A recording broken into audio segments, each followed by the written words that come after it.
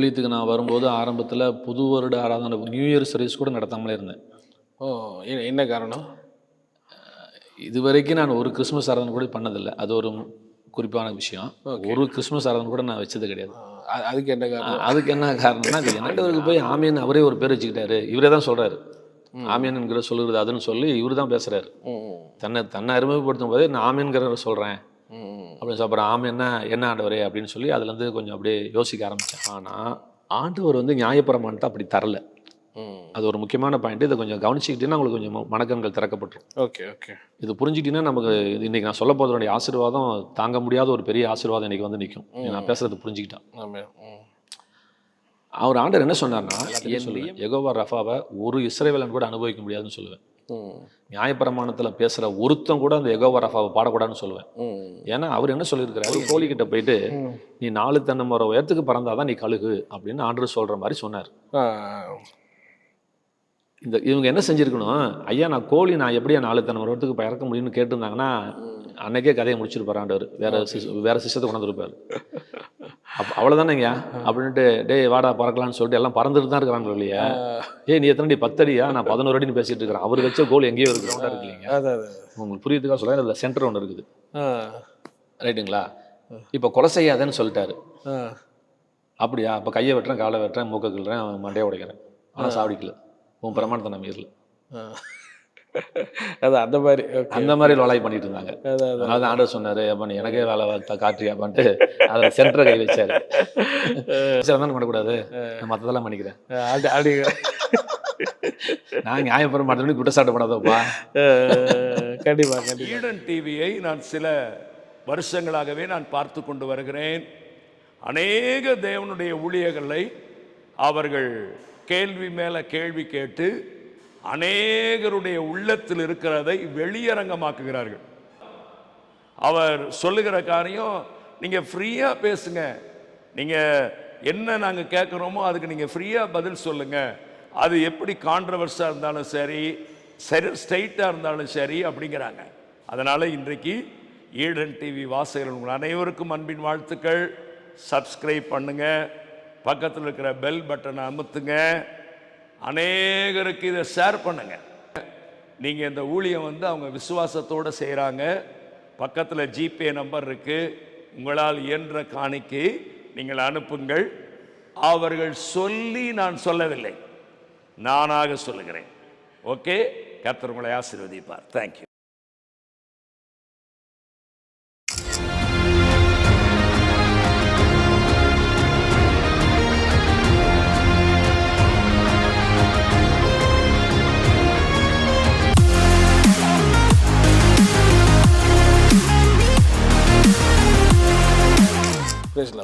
பேசலாம்.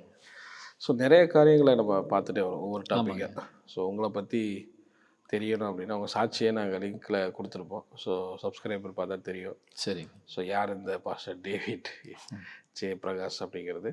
நிறைய டாபிக் பேசிகிட்டே வரீங்க. சரிங்க. இம்மார்டலிட்டி, ஹீலிங்ஸ் பற்றி பேசுகிறீங்க. ஸோ அடுத்து நம்ம ராப்சர் பற்றி பேசணும். ஸோ இப்போ ஒரு முக்கியமான டாபிக், போனதுலேயே நம்ம அதை ஸ்டார்ட் பண்ணி விட்டீங்க, அது ஒரு டாப்பிக்காகவே போகலாம் அப்படின்னு நினச்சேன். ஆம் என்றும் ஆமேன் இருக்கிறது. ஸோ அந்த அந்த ஒரு வார்த்தை குறித்து நான் ஒரு பிரான்ச் சர்ச்சில் செய்தி கொடுத்துட்டு இருக்கும்போது அந்த ஒரு சின்ன வெளிப்பாடு கொடுத்தாருங்க. Okay okay okay. அது எனக்கு அது ரொம்ப யூஸ்ஃபுல்லாக இருந்துச்சு. ரொம்ப சந்தோஷமாக இருந்தேன். ஒரு கண்கள் திறக்கப்பட்டது போல ஒரு உணர்வுக்குள்ள இருந்தேன். Okay okay. நான் கிருபையை பற்றி நான் பேசுறதுக்கு முன்னாடி நம்ம நியாயப்பிரமாணத்தை பற்றி பேசிகிட்டு இருந்தோம். இந்த ஊழியத்துக்கு நான் வரும்போது ஆரம்பத்தில் புது வருட ஆராதனை நியூ இயர் சர்வீஸ் கூட நடத்தாமலே இருந்தேன். ஓ, என்ன காரணம்? இது வரைக்கும் நான் ஒரு கிறிஸ்மஸ் ஆராதனை கூட பண்ணதில்லை. அது ஒரு குறிப்பான விஷயம். ஒரு கிறிஸ்மஸ் ஆராதனை கூட நான் வச்சது கிடையாது. அதுக்கு என்ன காரணம்? அதுக்கு என்ன காரணம்னா, இது நானாக தெரியாது, அது தப்பா ரைட்டான்னு கூட தெரியாது எனக்கு. எதுவுமே காரணம் இல்லாமல் செய்யக்கூடாது. ஆண்டவருடைய பிறப்பை அறிவித்து அதிலேருந்து சுவிசேஷம் சொல்லணும், அதுதானே. நான் வருஷம் 365 நாள் அந்த ஊழியம் செஞ்சிட்ருக்கிறேன். அந்த ஒரு நாளை வச்சு சொல்லணும்னு அவசியம் இல்லை. ஆண்டவர் பிறப்பை வந்து முக்கியத்துவப்படுத்தலை. மரண நாளை நினைவுன்னு படுத்தலை, என் மரணத்தை நினைவுகள்னாரு. பிறப்பை பற்றி ஒன்றும் சொல்லலை. அவர் அன்னைக்கு தான் பிறந்தாரா நமக்கு தெரியாது. ஆனால் அது ஒரு ட்ரெடிஷனலாக போயிட்டு இருக்குது, அதை ஃபாலோ பண்ணக்கூடாது அப்படிங்கிறதுக்காக. ஆக்சுவலி டிசம்பர் 25ன்றது ஒவ்வொரு மேஜராக செலிப்ரேட் பண்ணுறது அந்த டிசம்பர் மாதம். பட் நிறைய நாடுகளில் வித்தியாசப்படுறதும் செய்யுது, வித்தியாசமான இதுவும் இருக்குது செய்யுது. ஓகே, அந்த நியூ இயருக்கு பண்ணாததுக்கும் காரணம் என்ன அப்படின்னு சொன்னால், என்னை நான் மற்ற சபையிலுக்கு பேச ஆரம்பிச்சிடுவேன், வீட்டில் இருக்க மாட்டேன். நியூ இயருக்கு நான் வைக்கலன்னு சொன்னோன்னே என்னை பேச கூப்பிடுவாங்க. அப்போ நாங்கள் போகும்போது நான் தமாசு கேட்பேன், இந்த வருஷம் வாக்குத்தத்தத்தை படிச்சுக்குவாங்க, என்ன வாக்குத்தத்தம் கொடுத்துருக்காங்கன்ட்டு. எனக்கு ஒரு சந்தேகம், நான் செய்தி கொடுக்குறேன், எனக்கு 2-3 கேள்விக்கு பதில் சொல்லிடுங்க, நம்ம செய்திக்கு போகலாம் அப்படின்னு அவங்கக்கிட்ட கேட்பேன். போன சபையிலே கேட்பேன். என்ன கேட்பேன் அப்படின்னா, இப்போ நான் ஒன்று விட்டு விலகுவதும் இல்லை கைவிடுவதுன்னு வச்சுக்கோங்களேன் உதாரணத்துக்கு. அப்போ போன வருஷம் வரைக்கும் அவர் உங்களை கைவிட்டாரான்னு கேட்பேன். இந்த வருஷத்தில் மட்டும்தான் உங்களை கைவிட மாட்டாரா? அடுத்த வருஷம் உங்களை கைவிட்டுருவாரா? சரி, இந்த வருஷம் நீங்கள் அக்கிரம அநியாயம் பண்ணிங்கன்னா உங்களை கைவிடாமலே வச்சுக்குவாரா அப்படின்னு இடக்கு மடக்கா சும்மா அப்படி கேள்வி கேட்டு கிடப்பேன் நான். என்னை பொறுத்தளவு என்கிட்ட இப்போ நீங்கள் இந்த போன வீடியோ கொடுத்ததுக்கப்புறம் நிறைய பேர் எங்கிட்ட வேண்டி சொல்லுங்கள், உங்களுக்கு என்ன தெரியுது அப்படின்னு என்கிட்ட கேட்டாங்க. இல்லைங்கம்மா, நான் என்னை பற்றி சொல்கிறேன் அப்படின்னு சொல்லிட்டு, இயேசுவை விட பெரிய தீர்க்கதரிசி யாரும் கிடையாது, பைபிளை விட பெரிய தீர்க்கதரிசனம் எதுவும் கிடையாது. இது என்னை பொறுத்தல எனக்கு ஒரு ஃபார்முலா. ஓகே ஓகே, அது அவங்க ஆண்டவர் சொல்லாததை நீங்கள் என்னை ஆசீர்வதிக்க போகிறது கிடையாது. அதில் அவ்வளோ இருக்குது ஆசீர்வாதத்தை. யாரோ ஒருத்தவங்க ஏதோ ஒன்று சொல்கிறாங்க, அவ்வளோ ஆசீர்வாதத்தையும் ஆண்டவர் நமக்கு தந்திருக்கிறாருன்னு நம்ம எதுன்னு சொல்லி உட்காந்து கேட்டுக்கிட்டு இருக்கிறோம். வருஷத்துக்கு ஒரு வாக்குத்தத்தத்தை எடுத்தா உன் வயசு எத்தனை வருஷம் உசோடு இருப்ப, எத்தனை ஆயிரக்கணக்கான வாக்குத்தத்தங்கள் இருக்குது, நீ வருஷம் ஒன்றுக்கு வச்சு என்னைக்கு அனுபவிக்கிறது? அதனால் எனக்கு வாக்குத்தத்தை ஆராதனை இது வரைக்கும் வாக்குத்தத்தம் கூட தர மாட்டேன். அப்பயும் நியூ இயர் எடுக்கிறேன், வாக்குத்தத்தம் நம்ம தர மாட்டேன். எனக்கு என்ன ஆண்டவர் செய்தி கொடுக்குறாரோ அந்த செய்தியிலேருந்து என்ன வருது அதை சொல்லணும் ஒழிய, இந்த வருஷம் வெற்றி நாடு, விடுதலை நாடு, எல்லா வருஷம் வெற்றி நாடு, எல்லா வருஷம் விடுதலை நாடு தான். ஸோ இது நீங்கள் ஆரம்பத்தில் ஆனால் இப்படி தான் பேசியிருப்பீங்கல்ல? ஆமாங்க, ஆரம்ப நாட்கள் ஊழியத்தில் ஆரம்ப நாட்களில் இப்படி பேசியிருக்கீங்களா? வருஷம் எடுக்கும்போது எப்படி வாக்குத்தத்த வசனம் அப்பயே பேசுனது இல்லையா? நியாயப்பிரமாணம் அப்படி சொன்னீங்க இல்லையா? ஆமா, அப்படி இருக்கும்போது அதுக்கு என்ன சொல்லணும்னா, நீ என்னைக்கு எந்த வசனத்துக்கு கீழ்படுறியோ அன்னைக்கு தான் அந்த வசனம் செயல்படும். அப்பயே நீங்க எடுக்க மாட்டீங்க. அதனால அது உன் கையில தான் இருக்குது, அது ஆண்டவர் கையில இல்ல. சரி, அது மாதிரி எல்லா ஆசீர்வாதம் இருக்குது. அது எதுக்கு சொல்ல வந்தேன்னா, அந்த வாக்கு தத்தங்களுக்கு எல்லாம் நிபந்தனை இருக்குது. ஒரு வாக்கு தத்தம் கூட நிபந்தனை எல்லாம் இல்ல. அப்போ அந்த வாக்கு அதை ஒபே பண்ணா நீங்க ரிசீவ் பண்ணீங்க அப்படிங்கிறதுனால அதை நான் அழுத்தம் திருத்தமா நான் சொல்றதில்ல, வாக்கு தத்தங்கிறதுல பேர் நான் எடுக்க மாட்டேன். Okay okay okay. இப்போ இந்த கான்செப்ட்ல இருக்கும் பொழுது எனக்கு இதை மாற்றி கொஞ்சம் சொன்னார். அதுக்கு தான் இந்த வெளிப்பாடு, அதுக்கு சொல்ல வரேன். இவங்க நான் சொன்னதுக்கு இப்போ கான்ட்ராவா இப்போ வரும், நான் பேசுனதுக்கு ஓகே ஓகே அப்படின்னு சொல்லிட்டு ஒரு கான்ட்ரா வரும். இப்போ அதை பற்றி வேணா கண்டிப்பாக ஒரு சின்ன வெளிப்பாடு, ரொம்ப பெருசெல்லாம் இல்லை, எனக்கு இறைவன் தந்ததில் ஒன்று ஷேர் பண்ணிக்கிறேன் நம்மகிட்ட. ஆரம்ப வசனமாக வெளிப்படுத்தின விஷயம் 3:14 வாசிக்கிறேன். லவோதிக்கேயா சபையின் தூதனுக்கு நீ எழுத வேண்டியது என்னவெனில், உண்மையும் சத்தியம் உள்ள சாட்சியும் இறைவனுடைய சிருஷ்டிக்கு ஆதியமாக இருக்கிற ஆமேன் என்பவர் சொல்லுகிறதாவது. சிருஷ்டிப்பு இல்லைங்க, சிருஷ்டி. ஏன்னா இறைமகன் இயேசு சிருஷ்டிக்கப்பட்டவர் அல்ல. தமிழ் ஒரு மாதிரி புரியாத மாதிரி இருக்கும், கொஞ்சம் கவனமாக படிச்சோன்னா கொஞ்சம் புரியாத மாதிரி இருக்கும். இவர் தான் ஆரிஜினேட்டர், இவர் தான் beginner of all the creations. எல்லா சிருஷ்டிப்புகளுக்கும் இவர் தான் ஆதியாக இருக்கார். இவர் சிருஷ்டிக்கப்பட்டவர் அல்ல.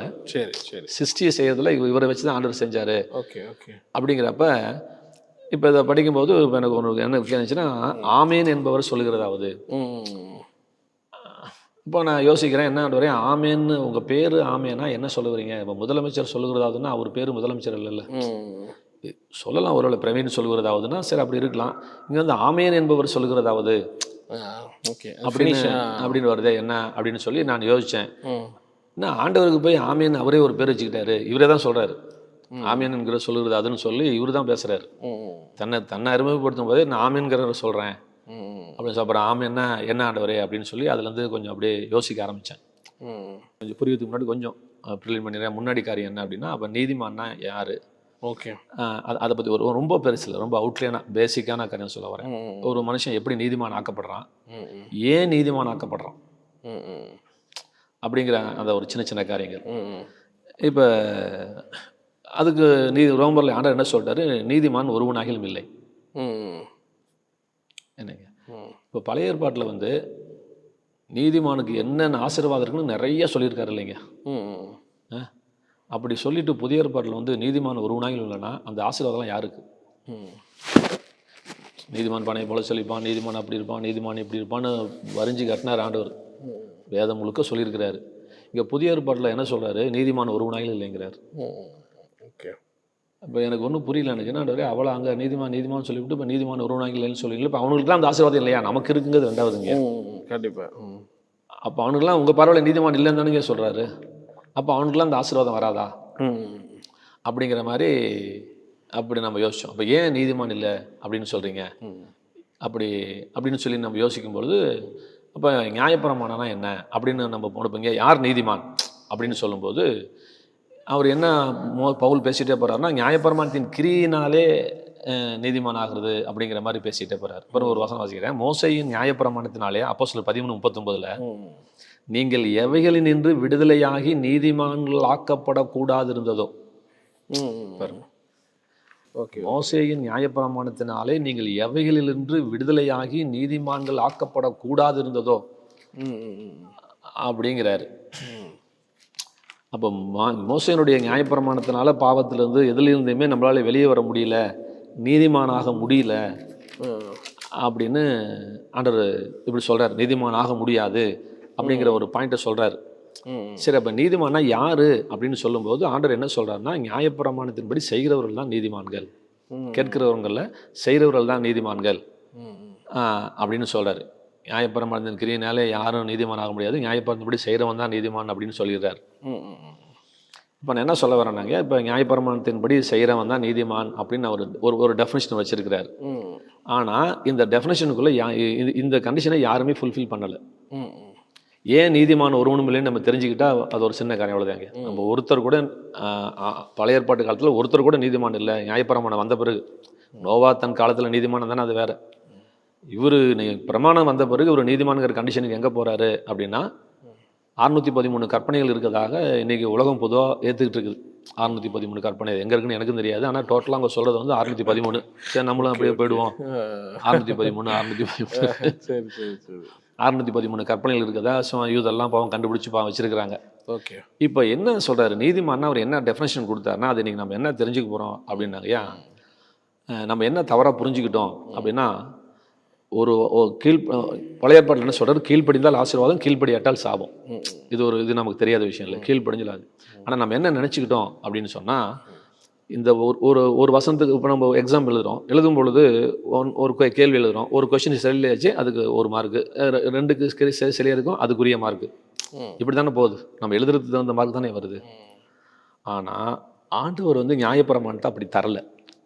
அது ஒரு முக்கியமான பாயிண்ட். இதை கொஞ்சம் கவனிச்சுக்கிட்டீங்கன்னா உங்களுக்கு கொஞ்சம் மனக்கண்கள் திறக்கப்பட்டுரும். Okay okay. இது புரிஞ்சுக்கிட்டீங்கன்னா நமக்கு இன்னைக்கு நான் சொல்ல போகிறதுடைய ஆசீர்வாதம் தாங்க முடியாத ஒரு பெரிய ஆசீர்வாதம் இன்னைக்கு வந்து நிற்கும். நான் பேசுறது புரிஞ்சுக்கிட்டேன். அவர் ஆண்டவர் என்ன சொன்னார்னா, என் நியமங்கள் யாவையும் கை கொண்டால், என் கட்டளைகள் யாவையும் கை கொண்டால் சொல்லப்படும் எல்லா ஆசீர்வாதங்களும் உண்மையில் வந்து உனக்கு பலிக்கும். அதாவது 1:1 சொல்லாமல் ஆல் கொண்டு போகிறார். Okay okay okay. இதுக்குதுன்னு சொல்லலை. நான் சொன்ன எல்லா நிபந்தனையும் கை கொண்டா நான் சொன்ன எல்லா ஆசீர்வாதம் உனக்கு வரும்னு சொன்னார். இந்த டிஃபரன்ஷியேஷன். ஆமாம். இப்போ இங்கே தான் தடுமாறிட்டு கிடந்தாங்க எல்லாருமே.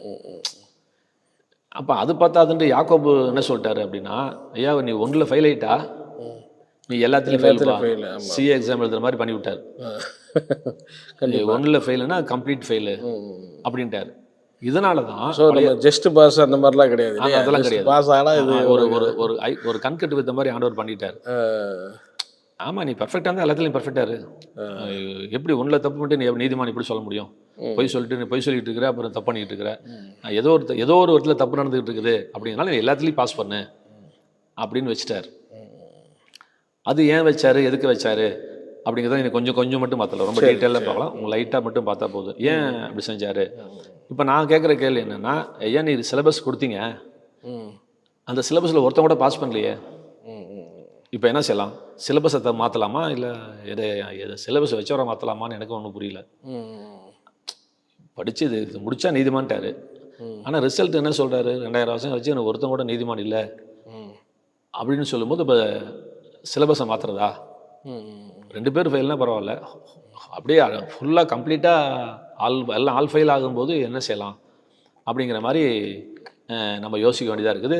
ஆண்டவர் அப்படி தான் வச்சுட்டார். சிஸ்டத்தை அப்படி தான் வச்சார்.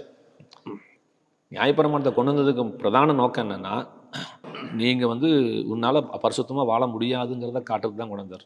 நீ ஒரு பாவி அப்படின்னு ஒரு கண்ணாடிக்கு முன்னாடி நிறுத்தி ஒன்று இப்படி வாழ முடியாது அப்படிங்கிறத புரிய வைக்கிறதுக்கு தான் கொடுத்தாரு. நீ வாழணுங்கிறதுக்காக கொடுக்கல. வாழணுன்னா இவ்வளோ கண்டிஷன் கொடுத்துருக்க மாட்டார். நீ இத்தனைக்கும் கீழ்ப்படிஞ்சா இத்தனை ஆசீர்வாதம் வாங்கிக்கோ, நியமங்கள் யாவையும் கை கொண்டால் எகிப்திற்கு வர பண்ணேன், வியாதிகள் உனக்கு வர பண்ணேன். நான் எல்லாத்திட்டையும் சொல்லுவேன், யெகோவா ரஃபாவை ஒரு இஸ்ரவேலன் கூட அனுபவிக்க முடியாதுன்னு சொல்லுவேன். நியாயப்பிரமாணத்தில் பேசுகிற ஒருத்தம் கூட அந்த யெகோவா ரஃபாவை பாடக்கூடாதுன்னு சொல்லுவேன்.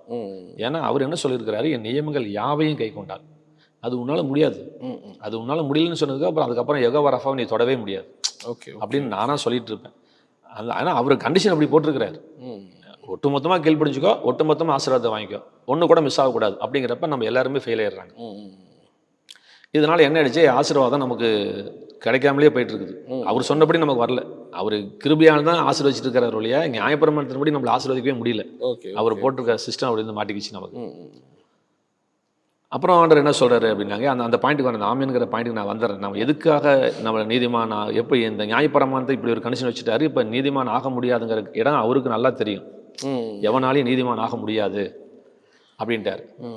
ஆண்டவர் வச்சது நோக்கமே உன்னால் நீ நீதிமான கிரியனால நீ நீதிமான் ஆக முடியாதுங்கிறதுக்காக தான் நியாயப்பிரமாணத்தை வச்சார். இப்போ நியாயப்பிரமாணத்தை நான் மாற்றி சொல்கிறேன். எப்படின்னாங்கயா, ஒரு கோழிக்கிட்ட போயிட்டு நீ 4 தென்னை மரம் உயரத்துக்கு பறந்தாதான் நீ கழுகு அப்படின்னு ஆண்டவர் சொல்கிற மாதிரி சொன்னார். இவங்க என்ன செஞ்சுருக்கணும், ஐயா நான் கோழி நான் எப்படியா 4 தென்னை மரத்துக்கு இப்போ இறக்க முடியும்னு கேட்டிருந்தாங்கன்னா அன்னைக்கே கதையை முடிச்சிருப்பார் ஆண்டவர். வேற சிஸ்டத்தை கொண்டு வந்துருப்பார். அவ்வளோதானேங்கய்யா அப்படின்ட்டு டே வாடா பறக்கலான்னு சொல்லிட்டு எல்லாம் பறந்துட்டு தான் இருக்கிறாங்க இல்லையா. நீ எத்தனை அடி 10 அடியா, நான் 11 அடின்னு பேசிட்டு இருக்கிறேன். அவர் வச்ச கோல் எங்கேயோ இருக்குது. இவங்க இங்கே தான் பேசிட்டு இருக்காங்களோ இல்லையா, நம்மளால அவர் சொன்ன இடத்த நான் அட்டைன் பண்ண முடியாது அப்படிங்கிற இடத்த அவங்க கடைசி வரைக்கும் ரியலைஸ் பண்ணவே இல்லை. Okay okay. பட் ஆனால் இதுக்கு நடுவில் சொல்லுங்க, பழைய ஏற்பாட்டில் எடுத்துகிட்டு ஆபிரகாம்லேருந்து வரிசையாக பார்க்குறோம், ஈசாக்கு சொல்லுங்க அப்படி வருது இல்லையா. ஸோ இதில் யோசேப்புல வரும்போது இவங்க யாரும் பர்ஃபெக்டாக அது இருந்து அதை ரிசீவ் பண்ண மாதிரி எடுத்துக்க முடியாதா? இப்போ நம்ம அவங்க பிளஸ்ஸிங்ல இப்போ ஆபிரகாம்லேருந்து ஆரம்பிச்சோம்னா ஒரு நிமிஷம் கேள்வி புரிஞ்சுக்கிட்டேன். நான் கேள்வி புரிஞ்சுட்டேன், எனக்கு ஆன்சர் வருதான்னு மட்டும் பாருங்க. ஆபிரகாம், ஈசாக்கு, யாக்கோபு இவங்க எல்லாமே நியாயப்பிரமாணத்துக்கு வெளியே இருக்கிறவங்க. Okay okay okay. அது ஒன்று. அப்புறம் மோசே காலத்துக்கு அதுதான் லாலான்னு சொல்லிட்டு இருக்கிறோம். அங்கேருந்து தான் நமக்கு நியாயப்பிரமாணம் ஆரம்பிக்குது. அவங்களாம் நல்லதாக இருந்தாங்க. ஏன்னா அவங்களுக்கு நியாயப்பிரமாணம் கொடுக்கல, அவங்க எப்பயும் போல ஒழுக்கமாக இருக்காங்க. இவங்க நாங்கள் ஒழுக்கமாக இருக்குன்னு நினச்சிட்டு இருக்கிறனால தான் நீ ஒழுக்கமாக இல்லைன்னு காமிக்கிறதுக்கு தான் நியாயப்பிரமாணத்தை உள்ள வச்சார். ஸோ இதெல்லாம் வந்து ஒரு கிரேஸா எப்படி அப்படி சொல்லாமா? எது முன்னாடி இருக்குது ஆரம்பத்துல இருந்து கண்டிப்பா கிரேஸ் என்ன பொறுத்தளவு.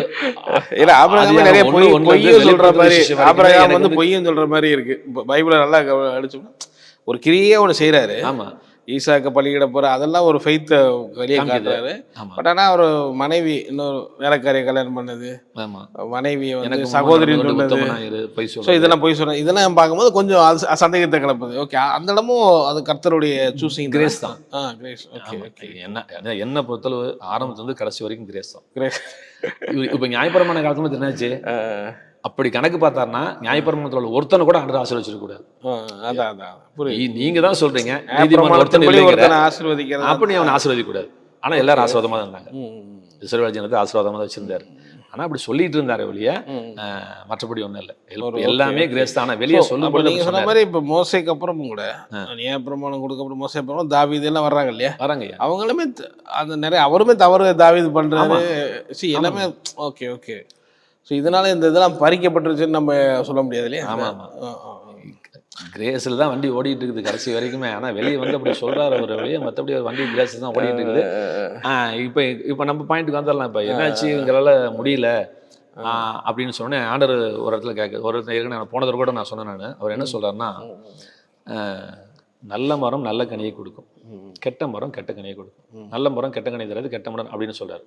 இப்போ அதில் என்ன சொல்ல வந்தார் அப்படின்னா, அவங்கக்கிட்ட இதுமாரி நல்ல மரம் நல்ல கனியை கொடுக்கணும்னு சொன்னானே, நம்ம நல்ல கனியை கொடுக்கணும் நல்ல கனியை கொடுக்கணும்னு முயற்சி பண்ணாங்களே ஒழிய நம்ம நல்ல மரம் இல்லைங்கிறதே அவங்க கற்றுக்கல. Okay okay okay. அவங்க கனி கொடுக்க முயற்சி செஞ்சாங்க, ட்ரை முயற்சி பண்ணாங்க. ஆனால் அவர் என்ன சொன்னார், நல்ல மரம் தான் நல்ல கனி கொடுக்குன்னு சொல்லிட்டாரு. இவங்க என்ன எடுத்துக்கிட்டாங்க, நல்ல கனி கொடுத்தா நல்ல மரம் நினச்சிக்கிட்டாங்க. நல்ல கனி கொடுத்தா நல்ல மரம் நினைச்சிட்டு இருக்காங்க. ஆனா ஆண்டவர் அப்படி சொல்லல. நீ நல்ல மரமா இருந்தாதான் நல்ல கனியை கொடுப்பேன்னு சொல்றாங்க. இந்த பாயிண்ட் அவங்களுக்கு இன்னும் புரியாது. நம்ம எப்படியாவது கனி கொடுத்துடலாம், எப்படியாவது கனி கொடுத்துடலாம், எப்படியாவது கனி கொடுத்துடலாம்னு அந்த சுய நீதியிலே தான், சுய முயற்சியில தான் அவங்க இருக்கிறாங்க. அதனால அவங்களால ஒன்றும் செய்ய முடியல, அவங்களால நல்ல கனி கொடுக்க முடியல. அதுக்கு சொல்ல வர அவங்களால நல்லவா இருக்க முடியல. அதாவது ஜீசஸ் உள்ள என்ட்ரி ஆகும்போது இவங்களுக்கு பெரிய பிரச்சனையா இருந்துச்சு. பரிசேயர் வேத பாரகம்லாம் ஆமா, அந்த அந்த மத ரீதியா இருந்துட்டாங்க. அந்த மத ரீதியா இப்படி இருக்கணும் அப்படி இருக்கணும் அப்படிங்கிற. ஆமா.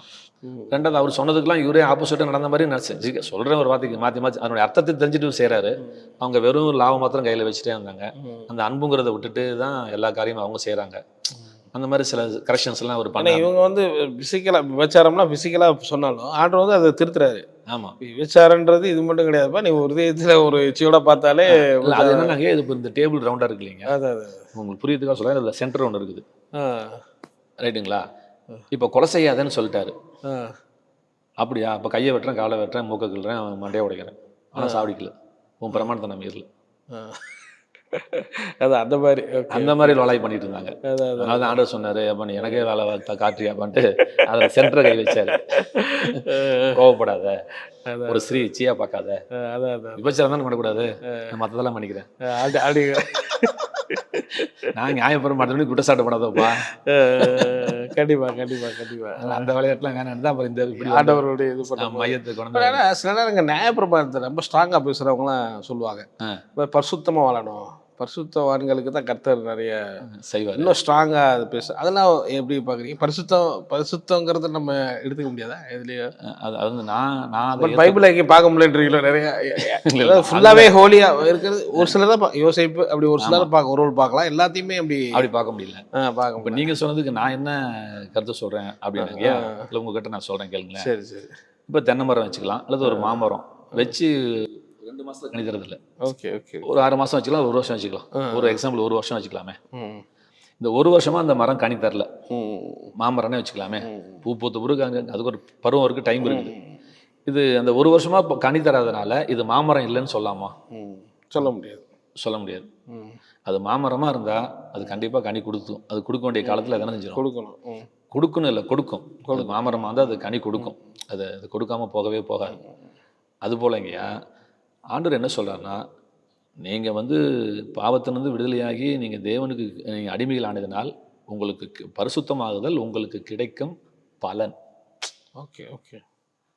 அது வந்து நீங்க செஞ்சு வரதில்லை, இது வந்து ஒரு பை ப்ராடக்ட் அப்படிங்கிறார். ஒரு கணவன் மனைவியோடு சேரும் பொழுது ஒரு குழந்தை பிறக்கிறது போல ஒரு மனிதன் இறைவனோடு சேரும் பொழுது பரிசுத்தங்கிறது ரிசல்ட்டாக கிடைக்குது, ஃப்ரூட்டாக கிடைக்குது. Okay okay. இதை நீங்க அடைய முடியாது.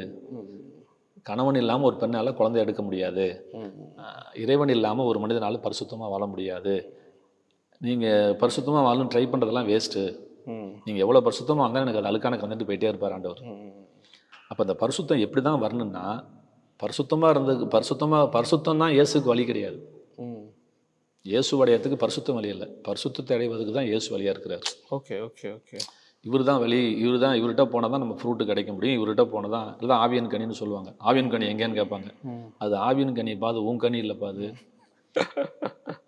நீங்க ஆவியானவரோட வாழ்றதுக்கு வெளிப்படையான அடையாளங்கள் அது. நீ கனி கொடுனா அது கனி அவருது, ஆவியின் கனி அது, உன் கனி கிடையாது, அது ஆவியானவருடைய கனி அது அப்படின்னு சொன்னா. பரிசுத்தங்கிறது அவர் மூலியமா வருதுன்னு நான் உங்கள்கிட்ட சொல்றேங்க. கனி தராம இருக்கலாம், பிரச்சனை இல்லை. ஒரு குழந்தை பிறந்தோடனே கை கால் இருக்குது, அதனால ஃபுட்பால் விளையாடல, அவன் நடக்கல, ஆனா வளரும்.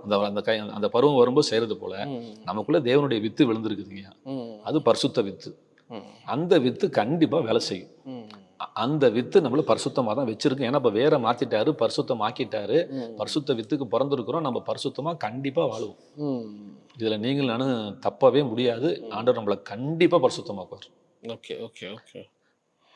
அப்படிங்கிறது என்னுடைய விசுவாசிங்க. சமாதானம் தண்டிக்கிற சிச்சிக்கிறாலாம் வருது அந்த கான்செப்ட். ஆமாங்க, அதெல்லாம் சரி பண்ணிடுவாங்க. அதை நம்ம சரி பண்ணி ஓகே சரி பண்ணி அதை மாத்துறாரு, சரி பண்ணிடுவாங்க. சரி பண்ணிடுவாங்க, சிச்சிக்கிறார் அப்படி சிச்சி கண்டிப்பா வேணும். ஆமாங்க, அன்புன்னு இருந்தா சிச்சை நமக்கு வரத்தானே செய்யும். அந்த ஹீலிங்ல கூட நீங்க பேசிட்டு இருந்தீங்க. ஆமா ஆமாங்க, யாக்கோபு சொன்ன மாதிரி அது கிரியைங்கிறது ஒரு பெரிய கான்செப்ட். நீங்க ஆமா ஆமா, அது வந்து கிரேஸ். சில பேர் வந்து அதை ஃபெய்த் அப்படியே போட்டுருவாங்க, நீ என்ன பண்ணாலும் விசுவாசிச்ச அப்படி. ஆமா, அவர் அப்படி பேசலையே. அதெல்லாம் வந்து ஒரு மனிதனுடைய இதாக பார்க்குறோம்ல. இந்த மாதிரி நீங்கள் அது கருத்துரைன்னா, ஓ நீங்கள் கொலை செய்ய அந்த மாதிரி கான்செப்ட் தான் அது. அப்புறம் அடிக்கலாம் வெட்டலாம் குத்தலாங்கிற அந்த மாதிரி கான்செப்ட். கிருபையவே வந்து கொஞ்சம் உல்டா பண்ணுறாங்களோ அது அவங்களுடைய. ஆமாம், அவங்க அப்படி நினச்சிக்கிறாங்க. நம்ம என்ன செய்யறது அப்புறம்? அப்போ கிருபனா ஐயா நானும் நீங்களும் ஃப்ரெண்டாக இருக்கிறோம். நான் வந்து ஒரு தப்பு பண்ணதை நீங்கள் பார்த்துட்டு தான் நீங்கள் என் ஃப்ரெண்டு கிடையாது இல்லையா? கண்டிப்பாக. அப்படிங்கிறப்ப நான் ஒரு தவறு போடுறது ஆண்டவர் பார்த்துட்டு இருந்தாருன்னா ஒரு கடவுள் இல்லை. ஆமாம். அப்போ ஒரு நீ வலதுபுறம் சாயும் போது இடதுபுறம் சாயும் போது நான் பேசணும் இல்லை. ஆமாம். நான் நீ பேசும்போது திருத்திட்டா எனக்கு ஒன்றுமே பிரச்சனை இல்லை. நீ பேசியும் திருந்தலைன்னா நீ மட்டும் கீழே விழுந்தா உன்னோட அடி விழுதுங்கய்யா. நீங்கள் உங்கள் ஒய்ஃபையும் வண்டியில் கூட்டிகிட்டு போகிறீங்க. அதில் போய் வண்டி ஓட்டிகிட்டு இருக்கும்போது அந்த உங்களால் அவங்க வண்டி விழுந்தா ஆண்டவர் பார்த்துட்டு இருக்குன்னு அவசியம் இல்லை. கண்டிப்பாக அதை வந்து ஆண்டவர் பார்த்துட்டு இருக்குன்னு அவசியம் இல்லை. அப்போ கண்டிப்பாக உங்களோட பேசி தான் ஆகணும். உங்களுக்கு புரிகிற மாதிரி பேசி தான் ஆகணும். நான் உன்னை அடிப்பேன்னு சொல்லலை, அப்படி இருக்காத. கடிவாளம் போட்டால் தான் நீ கிட்ட சேருவேன்னா அப்படி இருக்காத அப்படிங்கிற பாயிண்ட்டுக்கு வராரு. மற்றபடி என்ன பொறுத்தளவு ஆண்டவரோட நம்ம சேர்ந்து இருக்கும் பொழுது கண்டிப்பாக நடக்க வேண்டிய பாதையை காட்டி சூப்பராக நம்மளை பரிசுத்தப்படுத்தி அவருடைய அன்பு தாங்கிய பரிசுத்தப்படுத்தும். வேற எதுவுமே நம்மளை பரிசுத்தப்படுத்தாது. அவருடைய அன்பு தான் நம்மளை பரிசுத்தத்தில் கொண்டு போய் கண்டிப்பாக பரிசுத்தமாக்குவார் அப்படிங்கிறது என்னுடைய விஷயம். அதை நீங்கள் அடைய முயற்சியே பண்ண வேண்டாம். நான் ஆண்டவரோட இருக்கிறேன். அவருடைய ஆண்டவர் பரிசுத்தப்படுத்திட்டு இருக்கிறாரு. அவருடைய வார்த்தையை நான் கேட்டுக்கிட்டு இருக்கிறேன். ஒவ்வொரு நாளும் நான் பரிசுத்தமாக்கப்பட்டு இருக்கிறேன் அப்படின்னு நம்ம விசுவாசிக்க ஆரம்பிக்கும் பொழுதே, அவரோட வாழும் பொழுதே பரிசுத்தம் பண்ணுவீங்க அப்படிங்கிறது என்னுடைய விஷயம். ஸோ அப்படி நீங்கள் இப்போ பேசுகிறது பார்த்தா நம்ம கிரேஸ் வந்து ஆரம்ப காலத்துலேருந்து இருக்குது. எல்லாரும் பழைய ஏற்பாட்லேயும் இருக்குது, புதிய ஏற்பாட்லேயும் அது. தாவீது எப்பேற்பட்டவன் ஐயா. அதான் சங்கீதம் 51 முதல் வார்த்தை நீங்கள் படிச்சிருப்பீங்க, நான் வச்சிருப்பேன்னு தெரியாது உங்களுக்கு. ஆண்டவர் என் கிரியின்படி நான் நீதியின்படி வராமல் உங்களுடைய கிருபையின்படி நான் உங்கள்கிட்ட வரேங்கிறான். நீதியின்படி என்னை நியாயத்திற்கு கொடுக்காத, உங்களுடைய கிருபையின்படி நான் கிருபையை நம்பி வரேன்னு தான் சங்கீதம் 51 ஆரம்பிக்கிறாங்க. நீ நியாயப்படியும் பார்த்தா நான் கல்லெறிஞ்சு கொல்லப்படணும், நான் விபச்சாரம் பண்ணியிருக்கேன். அவனே கிரேஸை நம்பி தான் வரான். கண்டிப்பாக அவன் நியாயபரமான காலத்தில் வாழ்ந்தாலும் அவன் கிரேஸ் தானே பேசுகிறான். கண்டிப்பாக அதுக்கு சொல்ல வரேன். அந்த மாதிரி கிரேஸை பற்றி இப்போ ஆண்டவருடைய வருகைக்கு முன்னாடி அது ஒன்று செயல்பட்டு தான் இருக்குது. ஆமாம். இப்போ என்ன சொல்லிட்டாரு இப்போ ஆண்டவர்? இப்போ வந்து நியாயப்பிரமாணத்தினால நீ நீதிமானாக முடியாதுங்கிறத நீங்கள் கற்றுக்கிறதுக்கு தான் அவ்வளோ பீரியட் கொடுத்தாரு. நியாயப்பிரமாணத்தின் கிரியினால நீதிமான முடியாது. ஏன்னா நீ ஒன்றில் ஃபெயில்னா எல்லாம் ஃபெயிலுப்பா, அப்படி இருக்க முடியாது, உங்களால் இருக்க முடியாது அப்படிங்கிறது. அதுக்கும் காரணம் என்ன அப்படின்னா உன் வித்து சரியில்லை. உனக்குள்ள ஆதாமனுடைய பாவ வித்து இருக்கிறதுனால நீ எவ்வளவு செஞ்சாலும் உன்னால் பரிசுத்தமாக வாழ முடியாது. இப்போ பிரச்சனை அதெல்லாம் கிடையாது. ஃப்ரூட்டோட போய் தகராறு பண்ணிட்டு இருக்காத, ரூட்டை மாற்று, ரூட்டில் கை வையே. அந்த ரூட்டு மாறணும்னா நான் தான் வந்தாகணும். சரி, இப்போ இதெல்லாம் செஞ்சாதான் இங்கே நீதிமான்னு சொல்லியாச்சு. இப்போ நீதிமான் யாரும் இல்லை, இப்போ என்ன செய்யலாங்கிற அடுத்த கேள்விக்குள்ள வராரு. இப்போ அவர் என்ன செய்யறாரு அப்படின்னா இவர் வராரு. இப்போ நல்லா கேளுங்க, இவர் வராரு. இவர் வந்து நியாயப்பிரமாணத்தின் ஃபுல்லாக வாழ்றாரா? ஒரு குற்றம் கூட சாட்டப்படாமல் வாழ்றாரு, முடிச்சிடுறாரு. இப்போ நியாயப்பிரமாணத்தை கம்ப்ளீட்டாக முடிச்ச பிறகு இப்போ என்ன ஆகுது அப்படின்னா இப்போ நீதிமான் இவர் தான் நீதிமான் இப்போ ஆகிறாரு. அப்போ அவர் சொன்ன சட்டத்தின்படி வேதத்தில் உள்ள எல்லா ஆசீர்வாதங்களும் இவருக்கு வருதா வரலையா? அவர் சொன்னார். அவர் அதான் சொன்னார், எல்லாம் கீழ்ப்படிஞ்சிட்டு எல்லா ஆசீர்வாதத்தை திருடுனாரு. அப்படி யாராலையும் முடியல. அப்போ ஆண்டவர் வந்தார், எல்லாத்துக்கும் கீழ்ப்படிஞ்சாரு, எல்லா ஆசீர்வாதத்தையும் இவர் வாங்கிக்கிட்டார். சரிங்க சார், இப்போ நீங்கள் வாங்கிட்டீங்க, எனக்கு சொல்லுங்கள் சார் பதில். இப்போ நம்ம கேட்குறோம், நீங்கள் வாங்கிட்டீங்க, ஏசு நீ நீதிமான், இப்போ நான் என்ன செய்யட்டும் அப்படின்னு சொல்லும்போது இப்போ ஆண்டவர் என்ன செய்கிறாரு? ரைட்டு, இப்போ நீ என்னை புள்ளையா, நீ என்ன நான் அப்பா நீ என் புள்ளன்னு நினச்சிட்டு வந்துட்டேன்னா இப்போ நீ என்னுடைய புள்ளையாக வர, இப்போ என் சொத்தெல்லாம் உனக்கு ஒரு சுதந்திர வழியாக நீ மாறுற. ஓகே ஓகே அப்படின்னு சொல்லிட்டு நம்ம நீதிமான் அல்ல, நம்மளை நீதிமானாக மாத்துறாரு. ஏன்னா அவர் நீதிமான், அவருக்கு நான் பிள்ளையா போகிறதுனால, எப்படி ஆதாமுக்கு நான் பிள்ளையா போகும்போது இந்த பாவத்துக்கு நான் கீழே பின்னாடி போனனோ, இப்போ இவருடைய பிள்ளையா நான் வரும் பொழுது இவருடைய ஆசீர்வாதத்துக்கு நான் பங்காளியாக மாறி நம்மளை மாத்துறாரு. இப்படிங்கிறது தான் இப்போ நான் சொல்ல வந்த விஷயம். இப்போ பாருங்க 2 Corinthians 1:19-20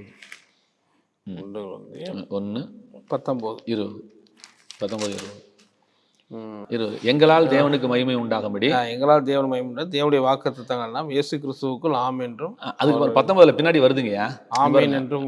ஆமா, 19 முன்னாடி எப்படி இருக்கு பாருங்க, பின்பகுதி, தேவகுமாரனாகிய இயேசு கிறிஸ்துவும் ஆம் என்றும் அல்லவென்றும் இராமல் ஆம் என்றே இருக்கிறார் சொல்லிட்டு கீழே எங்களால் தேவனுக்கு மகிமை உண்டாகும்படி தேவனுடைய வாக்குத்தத்தங்கள் எல்லாம் இயேசு கிறிஸ்துவுக்குள் ஆம் என்றும் அவருக்குள் ஆமேன் என்றும் இருக்கிறதே.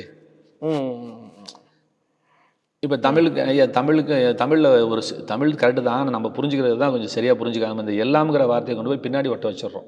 Okay okay okay. ஆனால் இங்கிலீஷில் எல்லாங்கிற வார்த்தை முன்னாடி வரும், பிரிங் ஆல் யுவர் டைஸ் அப்படின்னா நமக்கு புரியுது. ஆனால் தமிழில் வந்து தசமபாங்களை எல்லாம் அப்படின்னு அந்த எல்லாம தூக்கி பின்னாடி போடுறோம். அதனால அந்த எல்லாம தூக்கி முன்னாடி போட்டால் கொஞ்சம் நல்லா இருக்கும் கேட்கறதுக்கு. இப்போ வாக்குத்தத்தங்கள் எல்லாம் அப்படின்னு சொல்றதை விட எல்லா வாக்குத்தத்தங்களும் எல்லா வாக்குத்தத்தம். ஓகே. ரெண்டு ஒன்று தான். உங்களுக்கு அழுத்தம் கொடுக்கறதுக்காக, நம்ம புரிஞ்சுக்கிறது கொஞ்சம் ஈஸியாக இருக்கிறதுக்காக. ஓகே. அப்ப எல்லா வாக்குத்தத்தங்களும் கிறிஸ்து இயேசுவுக்குள் ஆம் என்றும் அவருக்குள் ஆமேன் என்றும் இருக்கிறதே. இப்ப இதுல என்ன ஆண்டு இதனுடைய அர்த்தம் என்ன? அங்க என்ன சொன்னாரு? ஆமேன் என்பவர் சொல்கிறதாவது நான் சொன்னேன் ஆரம்பத்தில் எடுத்தேன் இல்லைங்க, இல்ல வெளிப்படுத்தின விஷயத்துல.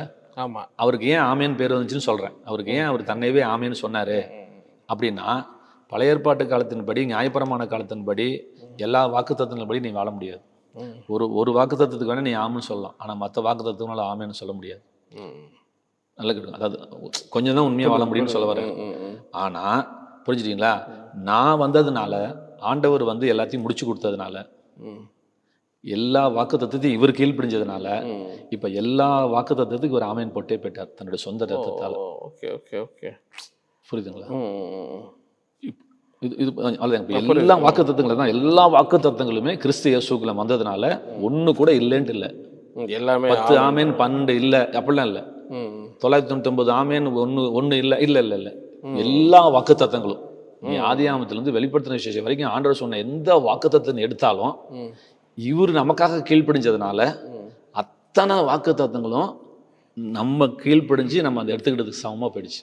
Okay okay. பட் ஆனால் அந்த வசனத்தை கிறிஸ்துவுக்குள் ஆம் என்றுன்னு வருது இல்லை? கிறிஸ்து ரட்சிக்கப்பட்ட பிறகுதான் சொல்றேன். Okay okay. அது சொல்லுது நம்ம ரட்சிக்கப்பட்ட பிறகுதான் அந்த கிறிஸ்துவுக்குள். ரட்சிக்கப்பட்ட கிறிஸ்துவுக்குள் அது கிறிஸ்து வெளிப்படணும்ல நமக்குள்ள அப்படின்னு. அது தேவையில்லை. நம்ம ஆண்டுக்குள்ள வந்துட்டோம் இல்லைங்க, அவரை விசுவாசிக்கிறோம் இல்லை. இல்லை கிறிஸ்துவை போல் மாறினா தான் அப்படியே. அது அவர் வேலைங்க, அது உங்க வேலை இல்லை. மாத்துறது அவருடைய வேலை. சரி சரி. Okay okay. அவர் வந்து நம்மளுடைய வேலை கிடையாது. அவர் வந்து மரத்தை வந்து சுத்திகரிக்கிறேன், நான் சரி பண்றேன், நான் கனி கொடுக்க வைக்கிறேன்னு சொல்லிட்டு இருக்கிறாரு. அது அவர் பார்த்துக்குவார், தோட்டக்காரர் கரெக்டாக பார்த்துக்குவார் கனி கொடுக்கறதுக்கு. நம்ம வேலை அந்த வேலை இல்லை. நம்ம அவர் சொல்லதை கேட்டு போயிட்டே இருக்கும்போது பரிசுத்தம் தானா வரும். எல்லாமே ஆட்டோமேட்டிக்காக நடக்கக்கூடிய ஒரு ஒன்றியா நம்ம ரொம்ப கஷ்டப்பட்டு முயற்சி பண்ணிட்டு இருக்கிறோம் பரிசுத்தமாகறதுக்கு. அவர் நம்மளை பரிசுத்தப்படுத்திட்டு தான் இருக்கிறார். வசனத்தை கேட்க கேட்க கேட்க ஆண்டவர் நம்மளை கண்டிப்பா நம்ம நல்வழிப்படுத்தி இப்போ நான் சொல்ல வந்தது மேட்ரு என்னன்னாங்கய்யா, இப்போ வந்து எல்லா வாக்குத்தத்தங்களும் நமக்குள்ள அவர் என்ன பண்ணிட்டாருன்னா, இவர் ரத்தத்துல கையெழுத்து போட்டு எல்லா வாக்குத்தத்தையும் நம்ம சொந்தமாக்கிட்டார். ஓகே. அது எப்படி சொந்தமாக்கினார் திரும்பி சொல்றேன். அவர் வாங்கிக்கிட்டாரு. இப்போ அவர் நம்மளை பிள்ளைய ஆக்குறாரு. நீ இப்போ பாவ வித்து இருக்குது, இப்போ வித்து வேறு மாற்றப்படணும். இப்போ வந்து நீ மறுபடியும் பிறந்தாதான், நீ கோழி வந்து பருந்து ஆகவே முடியாது. கோழியா செத்து பருந்துக்கு பிறந்தாதான் அது பருந்தாக முடியும். நான் சொன்னேன் நீ பறந்தாதான் கழுகுன்னு சொன்னேன், ஆனால் அவனால முடியாது. அப்போ என்னதான் வழி அப்படின்னா, நீ எவ்வளவு தூரம் பறந்தாலும் எத்தனை வருஷம்லாம் பருந்தாக முடியாது. கோழியா செத்து பருந்துக்கு பிறந்தாதான் நீ பருந்தாக முடியும். Okay okay. இந்த கான்செப்டுக்குள்ள வராரு. அப்போ நீ பாவ வித்து உனக்குள்ள இருக்குது, பரிசுத்தம் வாழவே முடியாது. ஏன்னா உங்கள்கிட்ட ஆதாமோட வித்து இருக்குது. அப்போ ஒரே ஒரு வழி, நீ பாவத்துக்கு செத்து நீதிக்கு பிழைக்கணும். நீ ஆதாமுக்குள்ள ஆதாமுக்குள்ள செத்துட்டு 2ஆம் ஆதாமுக்குள்ள பிழைச்சாகும். அப்போ உனக்கு அந்த மறுஜன்மம் வருது. மறுஜன்மம் வரும்போது இப்போ நீ என் புள்ள நான் அப்பாங்கிறவன்ட்டா, இப்போ என் சொத்து உனக்கு வந்தது, பிள்ளைகளானால் சுதந்திரமாமே அப்படிங்கிற கான்செப்டுக்குள்ள வந்து இவர் வாங்கி வச்ச அத்தனை ஆசீர்வாதத்தையும் நமக்கு தராரு ஃப்ரீயா. அப்போ நான் இப்போ என்ன சொல்றேன்னா, இத்தனை நாளாக நான் வாக்குத்தத்தம் கொடுக்கும்போது நிபந்தனை, எல்லா வாக்குத்தத்துக்கும் நிபந்தனை இருக்குன்னே நான் பேசிட்டு இருந்தேன் லாவில். இப்போ இது வந்த பிறகு எனக்கு ஒரு வாக்குத்தத்தத்தை கூட நான் மிஸ் பண்ணக்கூடாது. எல்லா வாக்குத்தத்தத்துக்காக அவர் கீழ்ப்படிஞ்சு எனக்காக அந்த ஆசீர்வாதத்தை வாங்கி தந்திருக்கிறாரு. அதை நம்ம மிஸ் பண்ணக்கூடாது. இப்போ நமக்கு என்னதான் வேலை அப்படின்னா, அதை விசுவாசிக்கிறது மட்டும்தான் வேலை. அன்னைக்கு கீழ்ப்படிஞ்சு கூட வாங்கிக்கலாம் போது, இன்னைக்கு விசுவாசம் சொன்னா விசுவாசி பண்ணிக்கிறாங்க. இதை வச்சுட்டு நான் ஒன்று சொல்றேன். ஆமாங்க, இதை வச்சுட்டு நான் இதை வச்சு ஒரு காரியம் சொல்லு, சின்ன பிட்டு சொல்றேன். என்ன சொன்னேன் நான் சபையில அப்படின்னா, அந்த 10 கற்பனையில் ஆண்டவர் சொல்லும்போது, நீ என் வார்த்தைக்கு கீழ்ப்படிஞ்சா 1000 சந்ததிகளுக்கு நான் இரக்கம் பாராட்டுவேன்னு சொன்னாரா. அப்போ 1000 சந்ததிகள் இரக்கம் பாராட்டுறாரு. அப்போ ஆண்டவர் நமக்காக கீழ்ப்படிஞ்சதுனால, நான் என்னை நீதிமானா மாற்றினதுனால, என்னிலேருந்து ஒரு 1000 சந்ததிக்கு நான் ஆசீர்வதிக்கப்படுவேன். அதெல்லாம் அங்கே இருக்குதுன்னு நான் சொல்ல வரேன். அப்படிப்பட்ட ஆசீர்வாதத்தெல்லாம் ஆண்டவர் நமக்காக சம்பாரிச்சு கொடுத்துட்டு போயிருக்கிறார். இதெல்லாம் இந்த வாக்குத்தத்தங்கள் இப்போ அதையும் ஒரு இதாக பார்க்க வேண்டியது இருக்கு. ஏன்னா நிறைய பேருக்கு வாக்குத்தத்தங்கள் நம்புறாங்க, பிலீவ் பண்றாங்க. பட் சிலதெல்லாம் அவங்க லைஃப்ல நடக்கிற மாதிரி தெரியல. என்ன பண்ணணும் அதுக்கு? ஐயா அவர் வச்சு அதான் நான் அப்பயும் சொல்றேன் இப்பயும் சொல்றேன், கிருபை கொடுத்துருச்சு, விசுவாசம் எடுத்துக்கணும். அது நம்ம கையில் தான் இருக்கு, அது ஒண்ணுமே செய்ய முடியாது. இந்த வாக்குத்தத்தத்தை நம்ம அதுக்கு ஒரு ஸ்டெப் இருக்கான்னு கேட்குறேன். இப்போ நீங்கள் அது பேசணுன்றீங்களா, இல்லை நீங்கள் இப்போ நான் சொல்லணுன்றீங்களா? நீங்கள் விசுவாசிக்கணும்னு சொல்ல வரேன், அவ்வளோதான் சொல்ல வரேன். எனக்குள்ள ஆமாங்க அப்படிங்கிறது. ஏங்க நான் ஒரு கேள்வி இடக்கு கேள்வி கேட்குறேன், கோச்சிக்காதீங்க. எப்படின்னா இப்போ ஆபிரகாம் இறந்துட்டான், அவர் சொர்க்கத்துக்கு போவாரா அவங்கள கேட்குறேன்.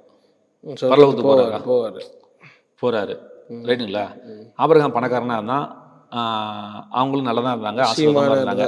அப்ப எதுக்காக இயேசு வந்தாரு? என் கேள்வி இவ்வளவுதான்.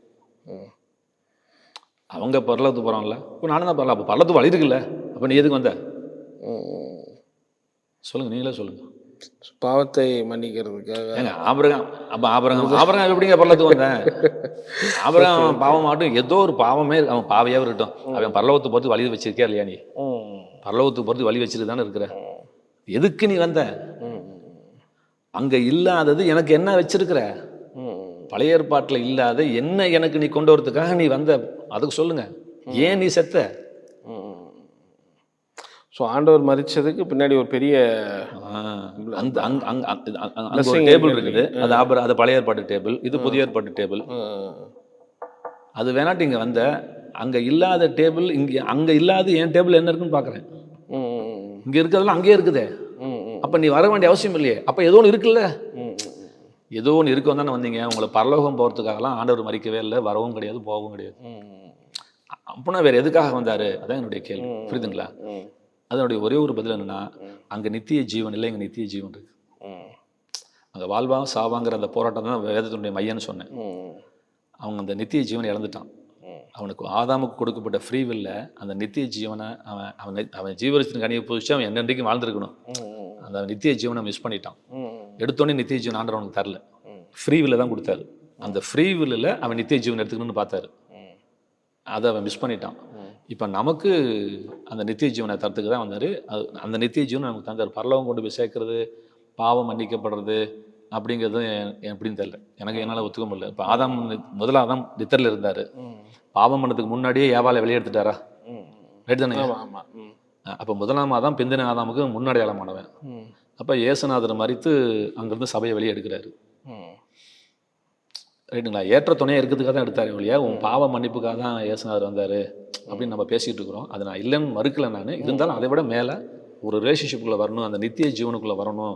அவங்களுக்கு அந்த நித்திய ஜீவன் அதை வாழ்ந்துட்டான். இப்போ பழைய ஏற்பாட்டில் ஒரு அதாவது ஆண்டவருக்கும் மனிதனுக்குமான அந்த உறவு இல்லை அப்படி வச்சுக்கலாமா? இல்லை ஒரு சிலர்கிட்ட மட்டும் ஆண்டவருடைய இது இல்லை. அப்படியே இருந்தாலும் ஆண்டவர் எதிர்பார்க்குற அந்த ஜீவன், அந்த நித்திய ஜீவன், அந்த ஜோய லைஃப்னு சொல்கிறதுங்க, அது வந்து பழைய ஏற்பாட்டில் யாருக்குமே இல்லைங்க.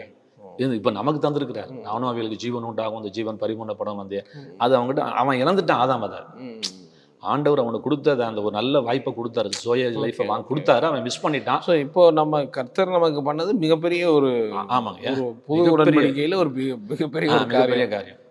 அப்போ இதில் இந்த வெளிச்சம் அப்படி அந்த அளவுக்கு எல்லாத்துக்கும் ரீச் ஆகலன்னு பார்க்குறீங்களோ? அந்த ஆமாங்கய்யா. இப்போ என்னை பொறுத்த யுத்தமே கிடையாதுன்னு சொல்லிட்டு இருக்கிறேன் சபையில்.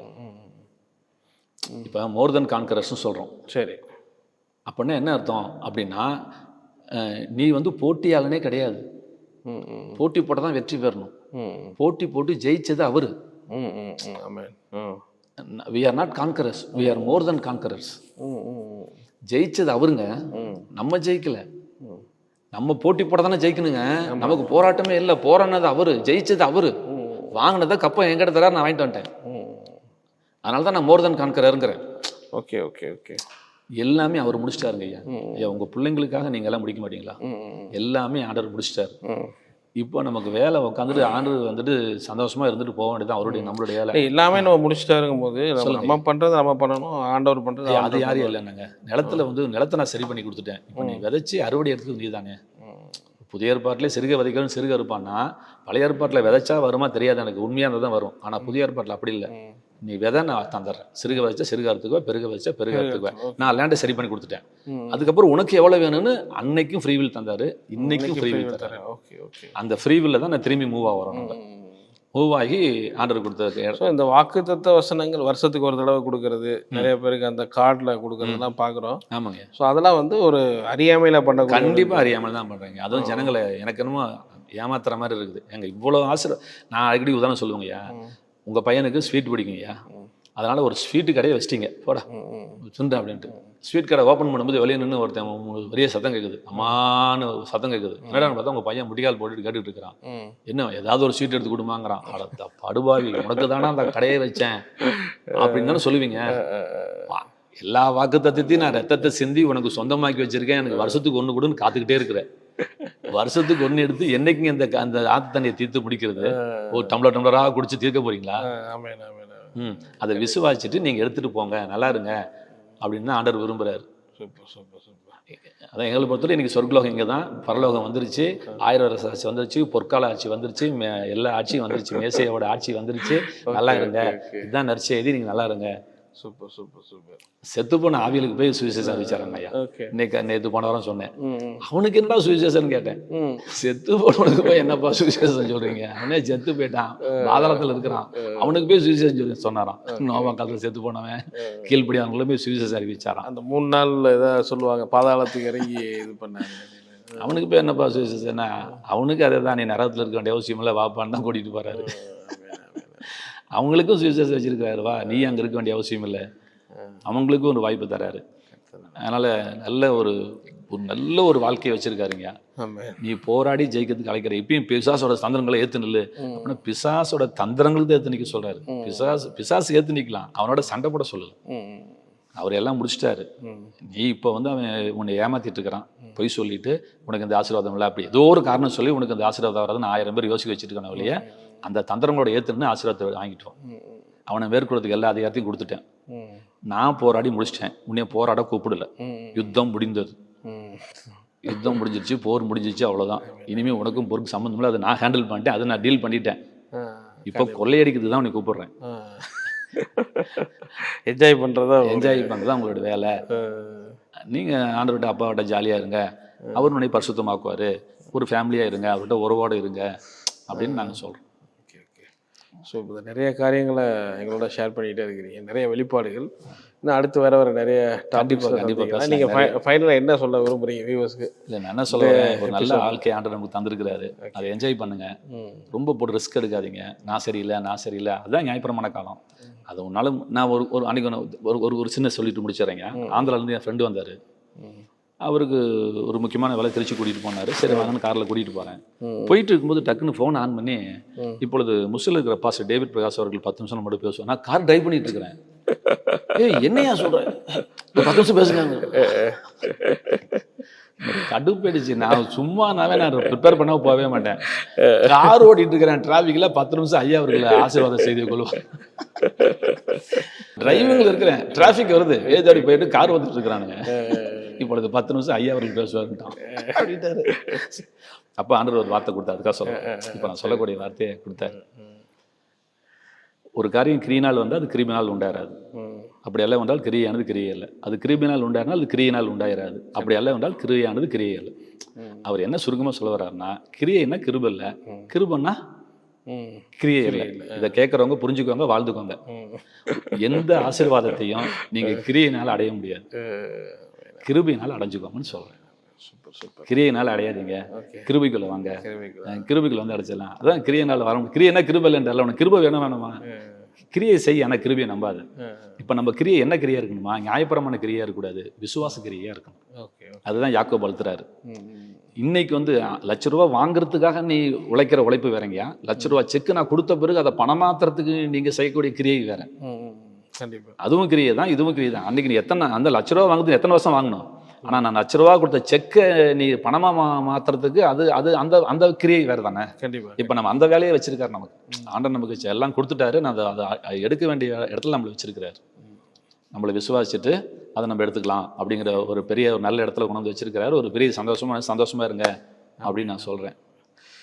ரொம்ப நன்றி, உன் நேரத்தை ஒதுக்கி இவ்வளோ நேரம் பொறுமையாக பேசுனீங்க. அடுத்த டாபிக்ல தொடர்ந்து டிஸ்கஸ் பேசலாம். தேங்க்யூ.